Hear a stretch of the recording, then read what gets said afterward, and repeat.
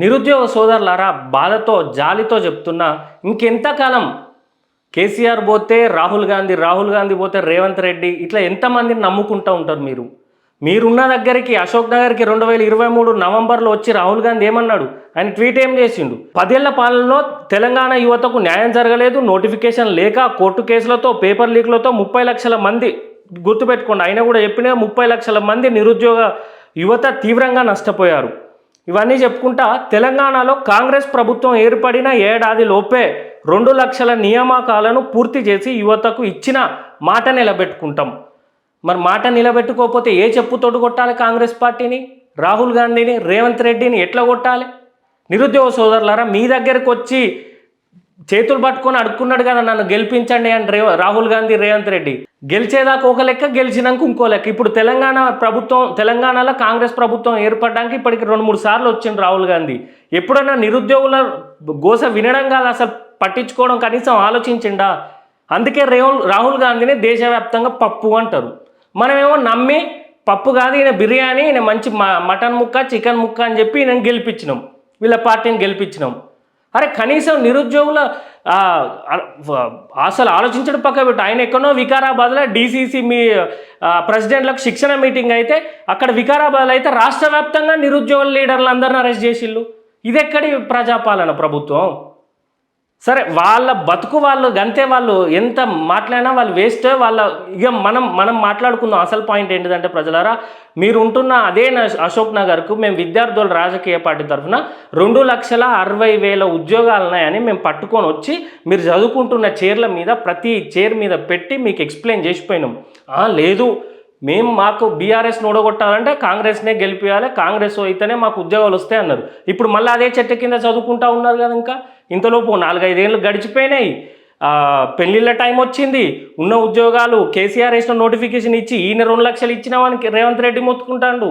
ఇక మన గోసను ఎట్లా తీర్చుకోవాలి? మనం క్లియర్గా ఆనాడే చెప్పినాం, ఆ పార్టీని కాకపోతే ఈ పార్టీని నమ్మితే వీడు కూడా కింద మీద చేస్తాడు, వీళ్ళని నమ్మొద్దు, రాజకీయ నాయకులు కేవలం ఓట్ల కోసం అడుక్కోవడానికైనా సిద్ధంగానే ఉంటారు అని చెప్పి మేము చాలా ఇబ్బంది పడ్డాం. మీరైతే ఇన్లే. ఇప్పటికైనా ప్రజలారా, నిరుద్యోగులందరూ 30 లక్షల మంది ఉన్నారు, ఇంకా నాకు తెలిసి ఇంకా 10-20 లక్షలు ఎక్కువనే ఉన్నారు. అందరూ కలిస్తే మన ప్రభుత్వం ఏర్పడదా? నిరుద్యోగులందరూ కలిస్తే మనం ప్రభుత్వాన్ని బిల్డ్ చేయలేమా?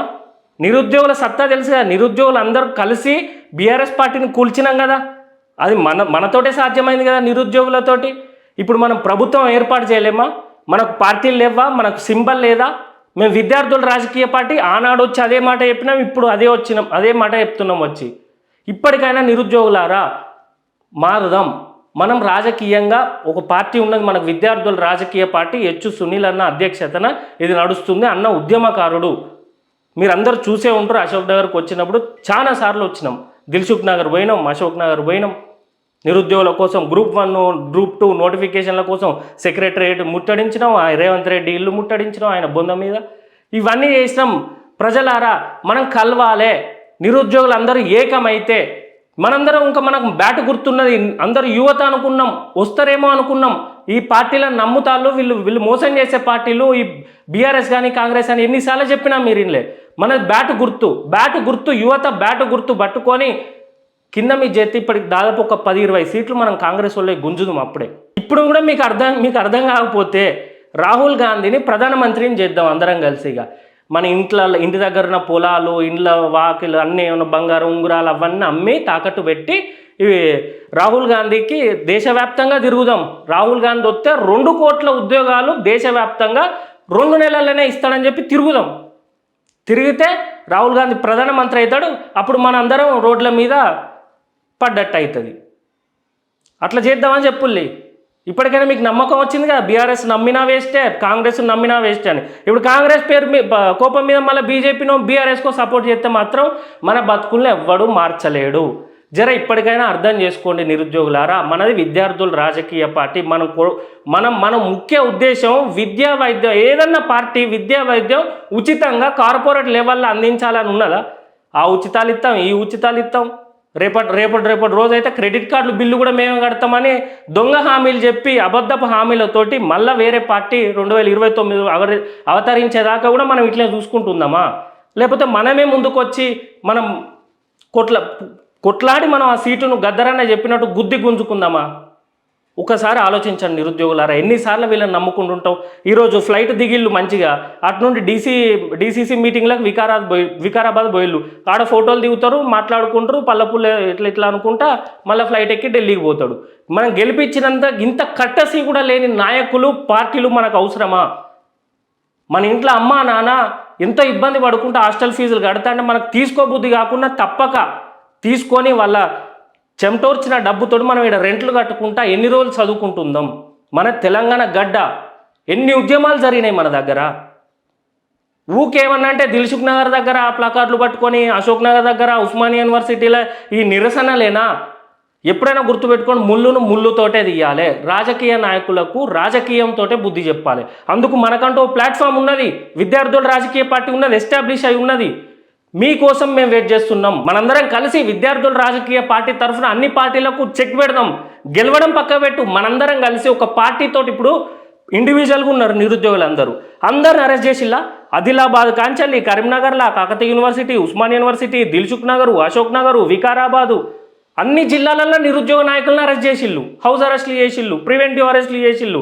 పోటుగాడు వస్తాండా ఈడు మొగోడు అని చెప్పి పప్పు రావడానికి కోసం వీళ్ళందరిని అరెస్ట్ చేసిళ్ళు.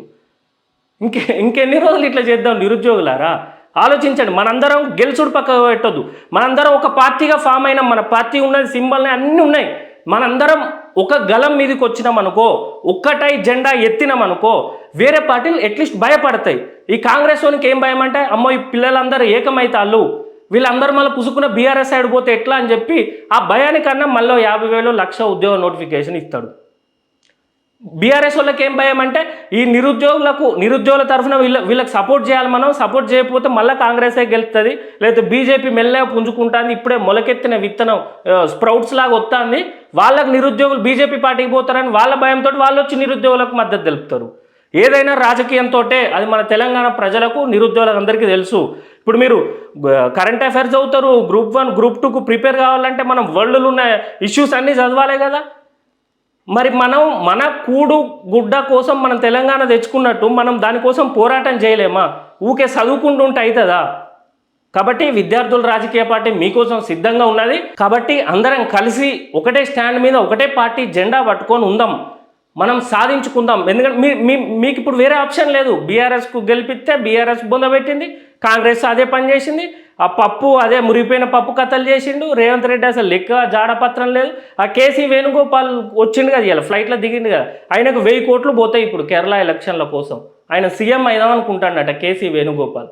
మన తెలంగాణ సంపదను కొన్ని రోజులు ఈ వెలుమొళ్ళు దొరలు దోసుక తిన్నారు. ఇప్పుడేమో ఈ రెడ్డి పేరు మీద రెడ్డి గ్యాంగ్ దోసుకుంటుంది, సెంట్రల్లోడు దోసుకుంటాడు. ఇంకా వివిధ ఏ రాష్ట్రంలో ఎలక్షన్ వస్తే ఆ రాష్ట్రపులు దోసుకుంటారు. ఇక మనం చదువుకోనే లాభం, గంటలు అశోక్ నగర్ చెట్ల కింద చదువుకోనే లాభం? మీరు ఆలోచించండి. ఓన్లీ మనకు ఉద్యోగం వస్తుంది, మనం చదువుకుందాం, మనకు ఉద్యోగం వస్తే సరిపోతుంది మన కుటుంబం వరకు అనుకుంటే అది తప్పు. కాబట్టి విద్యార్థుల రాజకీయ పార్టీతో కలవండి, రాజకీయం చేద్దాం. మన ఉద్దేశం గెలవడం కాకపోయినా, ఫస్ట్ ప్రియారిటీ మనకు గెలవడం కాకపోయినా మనందరం యూనిటీ ఉంటే వాళ్ళ కింద గజ్జలు కదులుతాయి. ఇప్పటికైనా అర్థం చేసుకోండి. నిరుద్యోగుల కోసం ఎల్లప్పుడూ విద్యార్థుల రాజకీయ పార్టీ తోడుగుంటుంది. కింద మన నెంబర్ ఉంటుంది, విద్యార్థుల రాజకీయ పార్టీని సంప్రదించండి. ఇంకొక మాట చెప్తున్నా, మీరు సంప్రదించకపోయినా, పార్టీలో ఉన్నా లేకున్నా, చేరపోయినా, మనందరం కలిసినా కలవపోయినా, మీరిప్పుడు మళ్ళీ మీకు 5 ఏళ్ళ వరకు మీకు పెళ్ళిళ్ళు అయితే మీరు ప్రైవేట్ జాబ్లో ఆ జాబ్లో అని పోతారు. కానీ నిరుద్యోగుల పక్షాన విద్యార్థుల రాజకీయ పార్టీ సునీల్ అన్న అధ్యక్షతన ఎప్పుడైనా అండగా ఉంటుంది. కాబట్టి లాంగ్ టర్మ్ ఆలోచించండి. షార్ట్ టర్మ్ ఇప్పుడు 3 సంవత్సరాలలో మనం ముప్పు తిప్పలు పెట్టవచ్చు ఈ కాంగ్రెస్ ప్రభుత్వాన్ని. అట్లే లాంగ్ టర్మ్లో మనకంటూ ఓ పార్టీ నిరుద్యోగుల కోసం, నిరుద్యోగులు ప్రతి సంవత్సరం జనరేట్ అయితేనే ఉంటారు కదా, వాళ్ళందరి కోసం ఒక పార్టీ ఉన్నదనే భయంతో ఎక్కువ చేసే తప్పులు, ఎక్కువ చేసే దోపిడీ తగ్గించుకొని కొన్ని ఉద్యోగ నోటిఫికేషన్లను ఇస్తారు. అది మా ఉద్దేశం. దయచేసి మీరు ఇది అర్థం చేసుకోవాలని తెలియజేస్తూ, జై తెలంగాణ, జై వీఆర్పీ, బ్యాటు గుర్తుకే మన ఓటు.